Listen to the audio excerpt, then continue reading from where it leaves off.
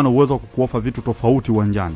Ndio eneo ambalo mwalimu anaenda kukupa nafasi. Lakini pia hii ni kwake inaenda kuongeza kitu kikubwa sana. Young Africans wanaweza kuwa wamekaa wanashangilia mchezaji wao kuweza kucheza katika timu ya taifa ya Ivory Coast, lakini pia wakumbuke kipindi anacheza ile ni taifa kubwa ambalo linazalisha wachezaji wengi walio bora. Mawakala wataanza kumfuatilia sasa, wataanza kuangalia kwamba kwa nini mchezaji pekee kutoka ukanda wa Afrika anaitwa timu ya taifa ya Ivory Coast kwenye mchezo muhimu wa kufuzu World Cup anapata nafasi ya kuanza kwenye kikosi cha kwanza. Ana kitu gani cha ziada? Sasa huu ni mguu wa kutoka kwake Pacome Pedro Zouzoua.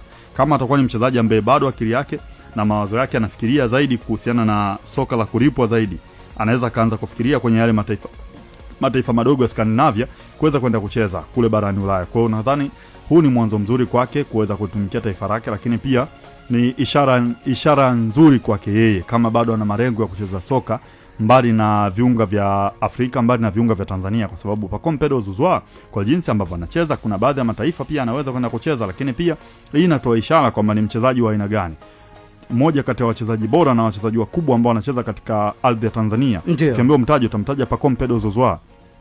Aina ya taifa analotoka ni wale mataifa makubwa matano barani Afrika ambayo yaliwahi kufanya vizuri na yanaendelea kufanya vizuri na anazalisha wachezaji wengi walio bora. Kwa hiyo ni sifa kwake Pacome Pedro Zouzoua kwenye kile ambacho amekitoa msimu uliopita na jinsi ambavyo ameanza msimu huu na nafasi aliyoipata kwenye national team. Lakini pia Young Africans muda wowote wakae tayari kuanza kupokea ofa za Pacome Pedro Zouzoua, kwa sababu kama utakuwa na kumbukumbu nzuri hivi vitu vinatokeaga sana kipindi ambacho Pape Osman Sako anatakiwa kuondoka ndani ya viunga vya Simba Sports Club. Alianza kupata national team call up. Taratibu akaanza kupata nafasi ya kucheza. Kesho tukasikia kuna ofa kubwa imetoka Ufaransa imekuja, wanamhitaji kijana. Kwa hiyo na hata kwa Pacome anapata national team call up. Lakini angalia aina ya watu ambao wanamsimamia Pacome. Kampuni ambayo inamsimamia Pacome ina asilimia wachezaji 35 ambao wanacheza katika soka la kulipwa katika mataifa madogo Ulaya.